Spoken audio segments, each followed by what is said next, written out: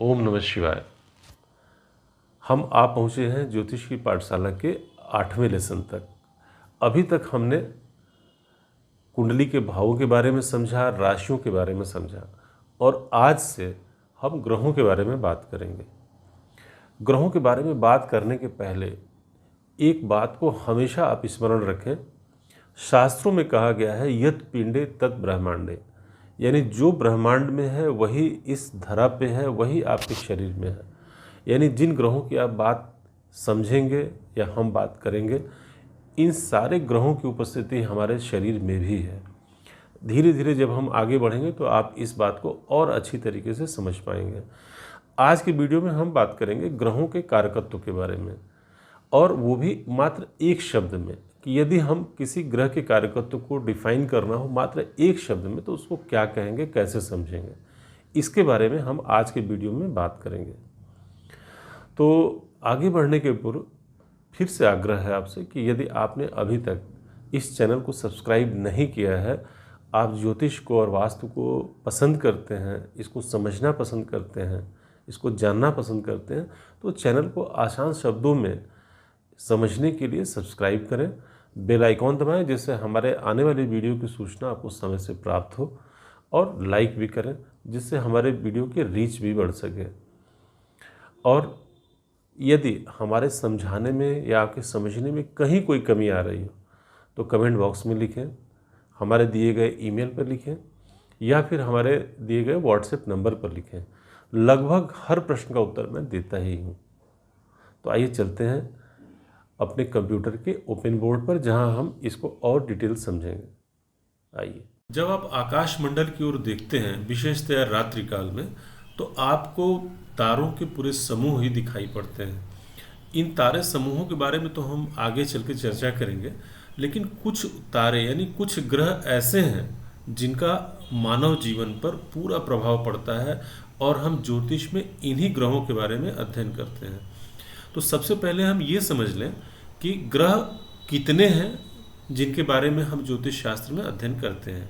तो देखिए, सबसे पहला जो ग्रह है वो है नंबर 1 पर, यह है सूर्य।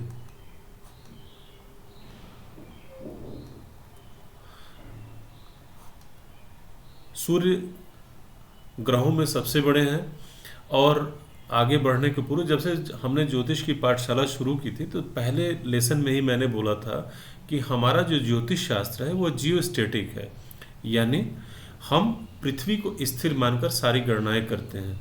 लेकिन जिस गणनाएं जिस क्रम में की गई, जिस प्रकार से की गई, इन गणनाओं में कहीं कोई अंतर नहीं आता। यदि सूर्य के चक्कर पृथ्वी लगाती है, जबकि हम जियोस्टेटिक मान के चलते हैं, लेकिन गणनाएं इसी आधार पर की गई हैं, इसलिए गणनाओं के बारे में सशंकित होने की कोई आवश्यकता नहीं है। सूर्य सबसे बड़ा ग्रह है हमारा। और दूसरा ग्रह जिसके बारे में हम अध्ययन करते हैं वो है चंद्र, यानी चंद्रमा। और तीसरा ग्रह जो है वो है मंगल। और चौथे नंबर पर ग्रह आता है बुध। पांचवा ग्रह है गुरु,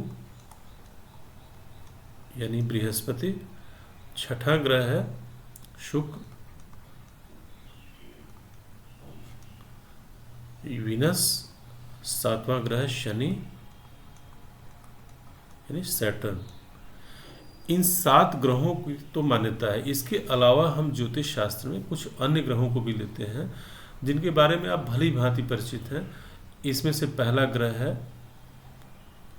वैसे तो ये 8वें नंबर पर आता है, राहु। और 9वें पर केतु। इन 9 ग्रह के बारे में आपने पूजा पाठ के भी दौरान देखा होगा कि हम 9 ग्रह पूजा करते हैं, तो यानी हम इन्हीं 9 ग्रहों की बात करते हैं।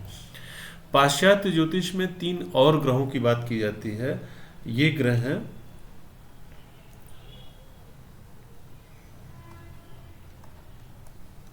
यूरेनस, जिसे हर्षल के नाम से भी जानते हैं, और प्लूटो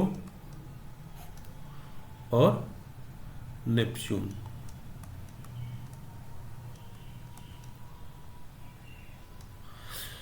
ये वेस्टर्न एस्ट्रोलॉजी में इन ग्रहों का भरपूर उपयोग किया जाता है, लेकिन जो हमारे एंसेस्टर्स यानी जो हमारे पूर्वज जिन्होंने हमें ये शास्त्र दिया, उन्होंने इन 3 ग्रहों का कोई जिक्र शायद इसलिए नहीं किया कि इन ग्रहों का मानव जीवन पर कोई खास प्रभाव नहीं पड़ता, इसलिए इन 3 ग्रहों की बात हमारे शास्त्रों में नहीं की गई। तो इन तीनों की बात हम अपने इन ज्योतिष की पाठशाला के क्रम में हम इन 3 ग्रहों की कोई बात नहीं करेंगे। राहु केतु को हमने अलग से लिखा, इसका कारण आप समझ लें कि राहु और केतु का कोई फिजिकल एग्जिस्टेंस नहीं है, ये छाया ग्रह मात्र हैं, इसलिए हम इनकी बात बहुत नहीं करते हैं। अब हम बात करेंगे शुभ ग्रह, अशुभ ग्रह और क्रूर ग्रहों के बारे में। जो हमारे 9 ग्रह हैं उसमें से एक क्लासिफिकेशन किया गया है कि कुछ ग्रह जो है वो शुभ होते हैं, कुछ अशुभ होते हैं और कुछ क्रूर ग्रह होते हैं। तो इसमें से सबसे पहले हम बात करेंगे शुभ ग्रहों के बारे में।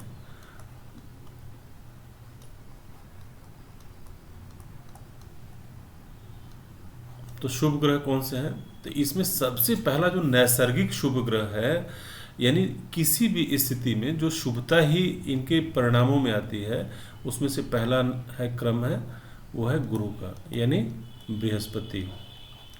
ये नैसर्गिक रूप से शुभ ग्रह हैं, चाहे जिस भाव का स्वामित्व जिस भाव में बैठे हों, ये शुभता ही देते हैं। और दूसरा ग्रह है शुक्र, जो नैसर्गिक रूप से शुभ ग्रह है। इसके अलावा अगर हम बात करें तो बुध और चंद्रमा, ये 2 ग्रह कंडीशनल होते हैं। कंडीशनल का मतलब हुआ कि बुध यदि क्रूर ग्रहों के साथ है तो ये यानी अशुभ ग्रहों के साथ है तो अशुभ हो जाएगा, और यदि शुभ ग्रहों के साथ है तो शुभ परिणाम देते हैं बुध। और चंद्र के लिए बात करें तो चंद्रमा का सिर्फ और सिर्फ एक क्राइटेरिया है, इस क्राइटेरिया को आप अच्छे ढंग से समझ लें। वो क्राइटेरिया क्या है? सूर्य से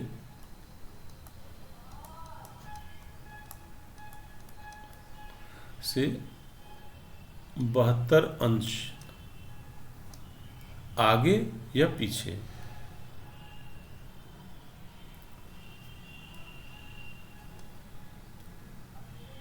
आगे हो या पीछे।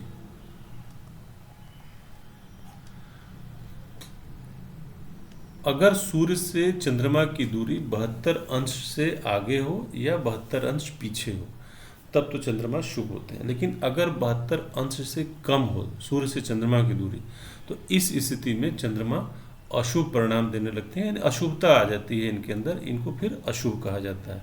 और ये स्थितियाँ पूर्णिमा स्पेशली अमावस्या के आसपास होती हैं। तो अमावस्या के आसपास सूर्य से चंद्रमा की दूरी 0 डिग्री पर हो जाती है, और उसी के आसपास की जो तिथियां होती हैं उसी में 72 अंश। बस इतना ध्यान रखें कि सूर्य से 72 अंश आगे या पीछे चंद्रमा है, 72 अंश से कम यदि दूरी है चंद्रमा की, तो इस स्थिति में हम चंद्रमा को अशुभ मानेंगे। और जैसा कि बुध के लिए हमने कहा कि बुध यदि अशुभ ग्रहों के साथ हैं तो अशुभ होंगे, शुभ ग्रहों के साथ हैं तो शुभ होंगे। तो ये कुल मिला जुला के इन 4 ग्रहों की क्राइटेरिया ये है। अब हम बात करेंगे अशुभ ग्रहों के बारे में।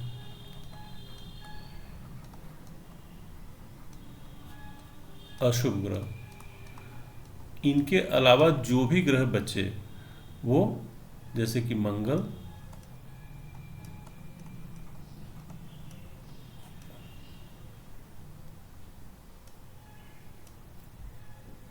उसके बाद हो गए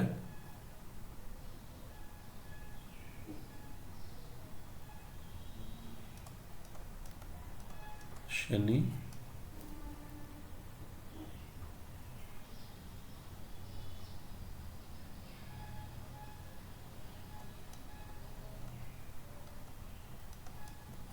सूर्य, राहु और केतु। इन 5 ग्रहों को अशुभ माना गया। अब बात आती है कि फिर इसमें से क्रूर कौन सा ग्रह है? क्रूर ग्रहों में सूर्य और मंगल। इन 2 ग्रहों को क्रूर ग्रह भी माना गया है। इसका कारण क्या है? सूर्य ग्रहों के राजा हैं, राजा और सेनापति मंगल। तो इन दोनों के जो कार्य हैं यहाँ पर क्रूरता भी अति आवश्यक है, इसलिए इन्हें क्रूर ग्रह की श्रेणी में भी रखा जाता है। तो अब हमने समझ लिया कि शुभ ग्रह, अशुभ ग्रह और क्रूर ग्रह कौन से होते हैं। अब आइए हम जानेंगे एक शब्द में ग्रहों के कारकत्व के बारे में। यदि हमें एक शब्द में ग्रहों के कारकत्व को समझना हो, यानी देखिए हम बात करेंगे 7 ग्रहों की। राहु केतु के बारे में जैसा मैंने बताया कि हम इन्हें छाया ग्रह मात्र ही मानते हैं। ये जिस ग्रह के राशि में बैठते हैं उस ग्रह का परिणाम करते हैं, जिन ग्रहों से दृष्ट होते हैं उनका परिणाम करते हैं। इसलिए हम राहु केतु को कारकत्व की श्रेणी में नहीं रखते। राहु केतु के कारकत्व के लिए हम आगे कुछ वीडियोस के बाद बात करेंगे, डिटेल बात करेंगे राहु केतु के बारे में। फिलहाल अभी हम ग्रहों के कारकत्व को समझ लें, और वो भी हम जो बात करेंगे एक शब्द में। तो सबसे पहला हम लेंगे सूर्य की बात करेंगे। सूर्य, अगर सूर्य के कारकत्व को एक शब्द में कहना हो तो हम इसमें बात करेंगे सूर्य आत्मा के कारक है। अगर किसी के तत्व को समझना हो यानी आत्मा को समझना हो तो सबसे पहले पत्रिका में सूर्य की स्थिति को देखें। आत्मबल यानी आत्मा से ही आत्मबल होता है। इसके अलावा अगर किसी, जैसे सूर्य को आप देखिएगा, एक नियत समय पर सूर्य का जागरण यानी उगना होता है, एक नियत समय पर सूर्यास्त होता है। तो यानी एक डिसिप्लिन। अगर सूर्य किसी की पत्रिका में मजबूत स्थिति में, सडबल देखें, अगर सूर्य मजबूत स्थिति में है तो ऐसा आदमी भरपूर डिसिप्लिन का पालन करता है और पवित्र आत्मा का होगा। यानी आत्मा को देखना हो तो सूर्य को देखें। और इसी प्रकार से अगर हम बात करें चंद्रमा की, चंद्र की बात करें तो चंद्रमा को एक शब्द में अगर कहना हो तो चंद्रमा कारक हैं मन के। मन से संबंधित किसी बात के अध्ययन के लिए यदि कुंडली आप देख रहे हैं, पत्रिका में चंद्रमा की स्थिति को देखें, इसमें जातक के मन की स्थिति को समझना हो तो आप चंद्रमा को ही देखें, क्योंकि चंद्रमा मन के कारक हैं। कोई व्यक्ति अवसाद से पीड़ित हो, किसी व्यक्ति की प्रकृति को समझना हो तो आप जातक की पत्रिका में चंद्रमा को देखें। अब हम बात करेंगे मंगल की।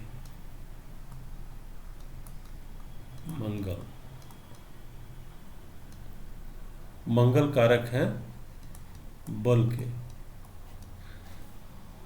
बल के बारे में, किसी भी जातक के बल पराक्रम के बारे में यदि देखना हो तो आप मंगल को देखें। मंगल, अगर शरीर के अंगों की बात करेंगे तो मसल्स के कारक मंगल हैं। व्यायाम बहुत सारे लोग करते हैं, बहुत सारे लोग बॉडी बिल्डिंग करते हैं, लेकिन जो मसल बनेगी किसी की तो उसका मंगल सुदृढ़ होना चाहिए पत्रिका में। और इसके अलावा बल का जहाँ भी प्रयोग होता हो, जहाँ भी बल की बात आती हो, समाज में, दुनिया में, कहीं भी, तब आप इस स्थिति में मंगल को देखेंगे पत्रिका में। अगर आप विशेषतः अगर सामाजिक परिवेश के बारे में कुंडली का अध्ययन करना चाहते हैं और अगर युद्ध की स्थिति बनी है तो वहाँ सबसे पहले आप मंगल को देखेंगे गोचर में कि मंगल की स्थिति क्या बन रही है, किन भावों से दृष्ट हो रहा है, किन भावों से या किन ग्रहों से दृष्ट है, पाप कर्तरी में है या कैसा है। इसके आधार पर आप सामाजिक घटनाओं का भी फलित कर सकते हैं। यानी जहाँ भी बल प्रयोग होता हो वहाँ पर हम बात करेंगे मंगल की। अब चौथे नंबर पर हमारा जो ग्रह है वो है बुध। बुध क्या है? ये एक शब्द में अगर हम बात करें तो बुद्धि के कारक हैं। किसी भी जातक की पत्रिका में उसकी बुद्धि की बात करनी हो तो बुध को देखें। व्यापार करना हो या कहीं नौकरी में एम्प्लॉयमेंट हो तो सबसे पहले देखिए, बात सामाजिक परिवेश में ही नहीं कहीं भी और कभी भी रहा है, वो है बुद्धि।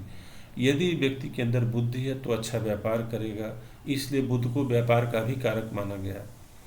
और शिक्षा में उच्च शिक्षा के लिए जहाँ पर गुरु को देखते हैं, उसके पहले आप बुध को देखें कि बुध यदि सुदृढ़ स्थिति में है तभी आप उच्च शिक्षा हासिल कर पाएंगे या आगे बढ़ पाएंगे। तो बुद्धि के लिए बुध को देखें। उसके बाद 5वें नंबर पर है गुरु। गुरु के कारकत्व की बात करें तो गुरु एक शब्द में अगर बोलना हो तो सुख के कारक है। सुख आपको तभी प्राप्त होगा जब आपके मन में ज्ञान हो, आप अपने परिवेश को समझने की शक्ति हो आपके अंदर, वो उसके कारक हैं गुरु। गुरु कारक हैं संतान के, गुरु कारक हैं धन के, और इन सब से ही सुख की प्राप्ति होती है। तो एक शब्द में यदि डिफाइन करना हो, सुख की बात करनी हो, तो आप गुरु को देखें। और इसके तत्पश्चात फिर हम बात करेंगे शुक्र की। शुक्र अगर एक शब्द में बात करनी हो तो आपके मन में जो कामनाएं हैं, कामनाओं के कारक शुक्र हैं। अगर आपके अंदर आगे बढ़ने की ललक है, इच्छा है कि हम आगे बढ़ें, हमारे पास खूब धन हो, अगर ऐसी भावनाएं हैं तो इसका मतलब शुक्र आपका अच्छा है। यदि कामनाओं को देखना हो तो शुक्र की स्थिति को देखें। जहाँ पर गुरु सुख के कारक हैं वहीं पर शुक्र कामनाओं के कारक हैं। और आज के परिवेश में अगर आप कोई रिसर्च देख रहे हैं, नई नई चीज़ें ईजाद हो रही हैं, यानी लोगों की आवश्यकताएं बढ़ रही, कामनाएं बढ़ रही हैं, तो इसका कारक शुक्र को माना गया। और अब अंतिम में जो हमारे 7वें ग्रह हैं वो है शनि। शनि को शास्त्रों में दुख का कारक माना गया। किसी भी प्रकार का दुख देखना हो यदि पत्रिका में, तो शनि की स्थिति को देखें। शनि को 6, 8, 12 जो त्रिक भाव हैं इनका कारक माना गया। शनि दुख के कारक है। अगर किसी को शारीरिक व्याधि है, लंबे समय के रोग हो रहे हैं, तो उसके लिए आप पत्रिका में शनि की स्थिति को देखें कि शनि किस स्थिति में है। यदि शनि पीड़ित अवस्था में है तो दुखों में वृद्धि एकदम स्वाभाविक है। तो इसलिए जब भी दुख की बात हो तो शनि को देखें। तो आज की पत्रिका में हमने ग्रहों को समझा। तो आज के वीडियो में हमने ग्रहों को समझा, ग्रहों की प्रकृति को समझा कि शुभ, अशुभ और क्रूर ग्रह कौन से होते हैं, और उसके बाद हमने ग्रहों के कारकत्व को भी समझा। संक्षेप में हम लोग चल रहे हैं, लेकिन इस संक्षेप में भी यदि आप अध्ययन करेंगे तो निश्चित रूप से आप अपने बेस को मजबूत करेंगे। ज्योतिष के बेस को, प्रेडिक्टिव एस्ट्रोलॉजी में तक पहुंचने के पहले आपको जिन बेसिक्स का नॉलेज होना चाहिए, यानी भाव को अच्छी तरीके से समझें, ग्रहों को समझें, राशियों को समझें, उसके बाद तो फलित तो बहुत आसान हो जाता है। तो आज हमने ग्रहों के कारकत्व को भी समझ लिया। शीघ्र मिलते हैं अगले वीडियो में ग्रहों के बारे में कुछ और बातों को लेकर। धन्यवाद।